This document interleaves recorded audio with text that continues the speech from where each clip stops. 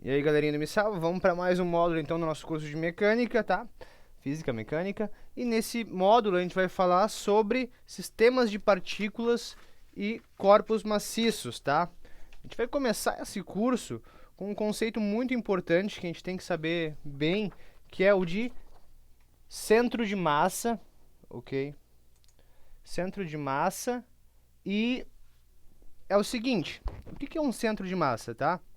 Digamos assim que eu tenha muitos profissionais usam isso no dia a dia. Digamos que eu toque um bastão para cima, tá? E girando assim, ele vai fazer uma trajetória mais ou menos assim, né? Ó, parabólica e vai cair em algum lugar, tá? Só que a gente não sabe como descrever a trajetória desse bastão, porque ele é muito complexo, tá? Essa parte aqui tá girando de um jeito, a outra tá girando do outro. Daí, ó, a gente não sabe como fazer, tá? Só que a gente sabe que um ponto desse bastão, se eu tocar ele para cima girando, um ponto vai tá, com certeza fazendo um movimento parabólico de queda livre, né? Depois tu toca ele para cima, depois ele faz queda livre parabólica. Então, quer dizer o seguinte, tá? Um ponto desse bastão, ou desse corpo, ou desse qualquer coisa que a gente tenha, tá? Vai estar como se toda a massa desse corpo, ou desse sistema, tivesse concentrado nesse ponto, tá? Vamos simplificar isso falando um pouco mais simples, assim. Olha, o centro de massa, o que que é? É o ponto onde, como se fosse toda a massa concentrada nele. Então, em vez de analisar o movimento complexo desse corpo quando eu toco ele para cima, eu vou analisar só o movimento do centro de massa dele, que ele vai fazer uma trajetória mais simples, que é a trajetória de uma partícula, como se fosse uma partícula onde toda a massa estivesse concentrada. Uma conversa meio longa para falar isso, tá?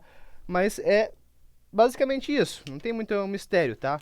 Olhem só, vamos simplificar para duas partículas, só para começar a conversar com isso. Digamos um M1 e um M2, tá? Digamos que a distância entre eles seja d e o x do centro de massa, ou seja, o ponto onde toda a massa dessas duas partículas juntas está concentrado, seria aqui, ó, tá? Estou dizendo ali. Não tem nada ali, tu tá vendo? Só que o centro de massa dessas partículas tá ali. Não precisa estar dentro de um corpo ou dentro da partícula para ser o centro de massa. Beleza, como é que eu expresso isso em termos desse referencial aqui, tá?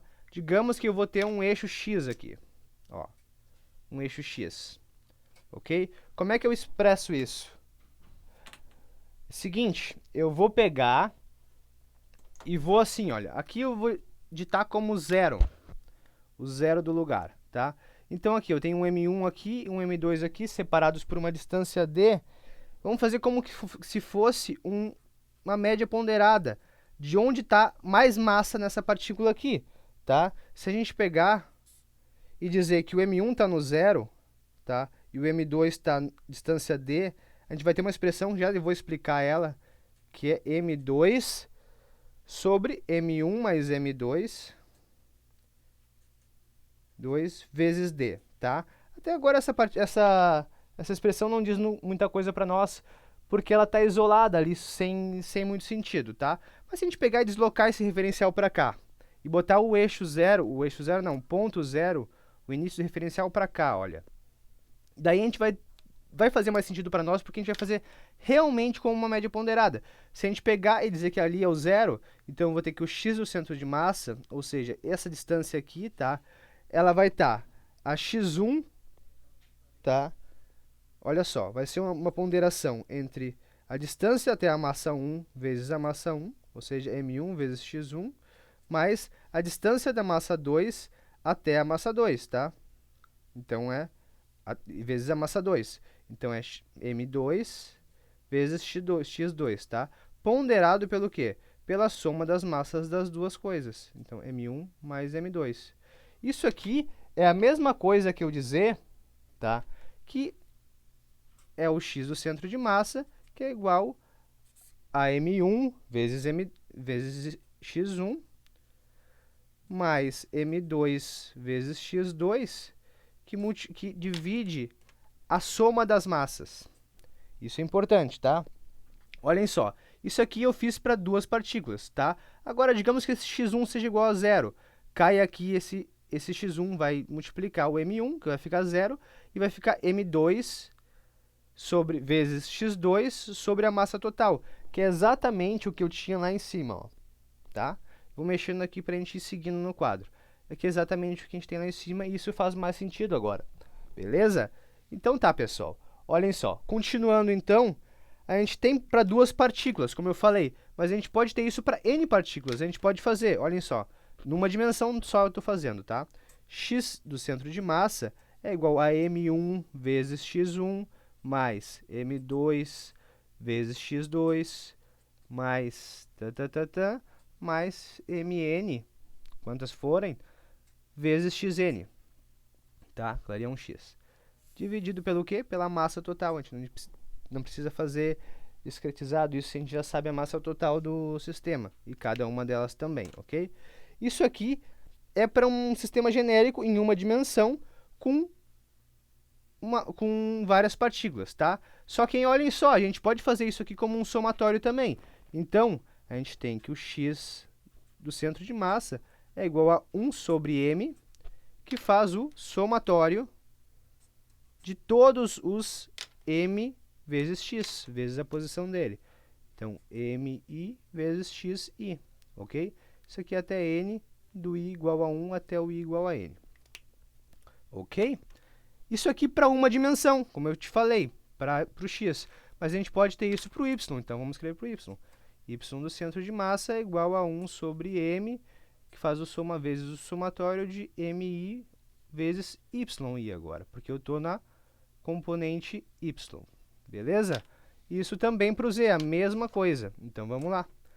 Z do centro de massa é igual a 1 sobre m, que multiplica o somatório de mi vezes zi, ok? Ou seja, a massa da partícula vezes a posição daquela partícula. Tudo isso dividido pela massa total. Isso aqui nos dá uma coisa muito curiosa e muito legal, que é o seguinte: para mais de uma partícula, para duas ou mais partículas, tá? A gente faz o seguinte: a gente pega e faz essa relação que eu falei. Essa relação pode ser denotada como uma notação vetorial, onde a gente vai ter o x do centro de massa na componente i, né, em direção a x, o y do centro de massa na componente que vai em direção ao vetor unitário j, e o z do centro de massa na direção que vai do vetor unitário k. Isso a gente pode também fazer como uma soma vetorial, tá? Uma soma não, vetorial não, um vetor, onde isso aqui é um vetor, o vetor posição do centro de massa, onde ele tem sua componente x, y e z. A gente pode denotar isso aqui, ou seja, a gente pegou esse somatório aqui daquelas expressões iniciais, que são essas aqui, ok? Pegando essa expressão e colocando na forma do vetorial dela, e cada uma delas também, a gente vai chegar nessa expressão vetorial aqui, onde a posição do centro de massa é 1 sobre a massa do sistema, vezes o somatório das massas individuais vezes suas distâncias individuais do referencial que eu estou usando. Ok, pessoal?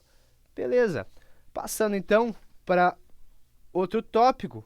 Olhem só, se a gente tem corpos sólidos, como é que a gente vai saber onde está o centro de massa desse negócio? Digamos o bastão mesmo, tá?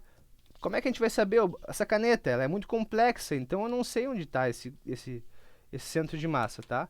Só que a gente, por sorte, não vai usar isso para sistemas tão complicados. A gente vai usar para quadrados, retângulos, triângulos, então vai ficar um pouco mais simples para nós. Usando essa notação aqui, tá? Isso aqui é para partículas. Se a gente tem para corpos sólidos, ou seja, corpos que são contínuos, o que é um corpo contínuo? Por exemplo, aqui, ó, eu tenho duas partículas, tá? Então, eu vou discretizar essa posição no centro de massa. Conhecendo essas duas partículas, eu posso fazer esse somatório dessas duas partículas. Mas se eu tenho infinitas partículas, tá? De tal forma que isso aqui vai formar um contínuo, ó, e eu já não consigo identificar uma partícula só e a posição dela, mas sim um contínuo aqui, a gente vai lançar a mão do conceito de integral, ok? Porque isso aqui é um somatório de partículas, podem ser infinitas, mas discretas. Então, usando uma partícula contínua, a gente vai ter o conceito de integral, ou seja, o x do centro de massa, nessa dimensão aqui, né, digamos, ela é 1 sobre a massa total do sistema vezes o somatório total ali, ó. A sua integral, que é um somatório infinito, né, de partículas infinitas. Então, a gente vai ter o somatório de, mesma coisa, x, só que aqui, olha, cada partícula infinitesimal vai ter uma massa infinitesimal. Então, a gente vai ter um dm, tá? Que está posicionado em um x qualquer do sistema referencial ali. Mesma coisa para a parte y. A gente vai ter 1 sobre m vezes o somatório, a integral, né, de y vezes dm. E a mesma coisa, mesmíssima coisa para o z, para todas as componentes, a integral de z vezes dm, tá? Isso aqui é um pouco complicado, tá? Isso aqui é denotado com relação à massa, mas a gente também tem um corpo, e a gente vai usar um corpo normalmente, tá? Com características únicas, assim, uniformes, digamos assim, tá? Eu não vou pegar essa caneta onde a densidade da tampa dela é diferente da densidade do que está dentro dela, que é diferente da casquinha dela, assim, que cobre o negócio. Eu vou pegar um corpo contínuo, por exemplo, um bloco de aço, alguma coisa assim, uma coisa mais simples, mais contínua. Claro, dá para pegar um boi, uma vaca, um ursinho de pelúcia e fazer, só que não é o escopo aqui, tá? A gente entra então com o conceito de densidade, ou massa específica, ou como vocês quiserem chamar, tá?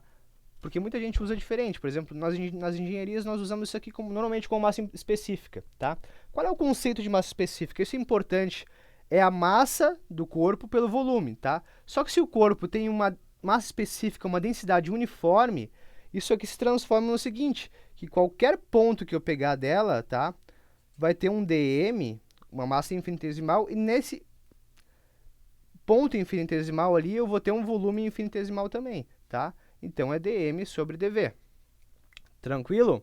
Isso aqui nada mais é, se um corpo é uniforme, que a gente pegar toda a massa dele e dividir por todo o volume dele. Beleza? Tranquilaço. Se a gente pegar isso, e olhem só, usando essa propriedade aqui, isolar esse dm aqui, porque vai nos ser interessante agora, a gente vai ter que dm, tá, é igual a m sobre v, que multiplica dv. Por que a gente fez isso? Porque se vocês notarem, no que a gente usou anteriormente, vamos voltar ali, tá? Vamos voltar aqui, a gente tem um dm aqui. Tendo o dm lá, a gente pode substituir e ver no que vai dar. Se a gente substituir e ver no que vai dar, a gente vai ter um conceito interessante, tá? Substituindo aquilo como eu falei, olhem só. Pegando esse dm aqui, colocando aquela relação e substituindo aqui, onde está esse dm, eu vou colocar o dm que eu achei, tá? Eu vou ter essa relação aqui, olhem só. Vamos escrever isso que fica melhor. Isso aqui é igual a 1 sobre m, que faz a integral de x vezes aquilo que a gente botou ali. Vamos lá, vamos botar m sobre v vezes dv, tá?